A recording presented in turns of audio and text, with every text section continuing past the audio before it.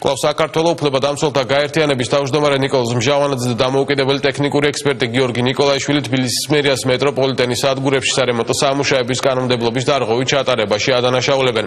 მჟავანაძის თქმით, თბილისის მერიის უშუალო მითითებით მოხდა სარემონტო სამუშაოების ჩატარება ახმეტელის, წერეთლის, ავლაბრის, რუსთაველის და სხვა მეტრო სადგურებში ისეთი პლასმასის შემცველი მასალით, რომლებიც ხანძრის დროს ალებადია და რომლის გამოყენება აკრძალულია სახანძრო უსაფრთხოების შესახებ კანონის მიხედვით. მისივე თქმით, აღნიშნული საკითხის გამოძიების მოთხოვნით უფლებადამცველთა გაერთიანება პროკურატურაში განცხადება შეიტანს.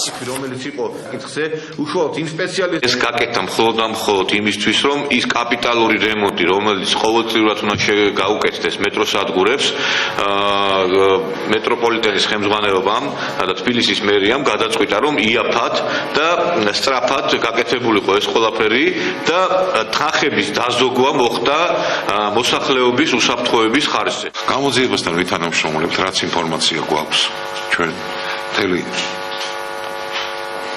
დასთან საბუთების არსებობს, როგორ არის ეს, რატომ არ მოწმდებოდა მეტროპოლიტენი, რა მახინაციები მოხდა და დავასახელებთ იმ პირებსაც გამოძიებასთან, საიდანაც აქვს ნაწილი ინფორმაციის.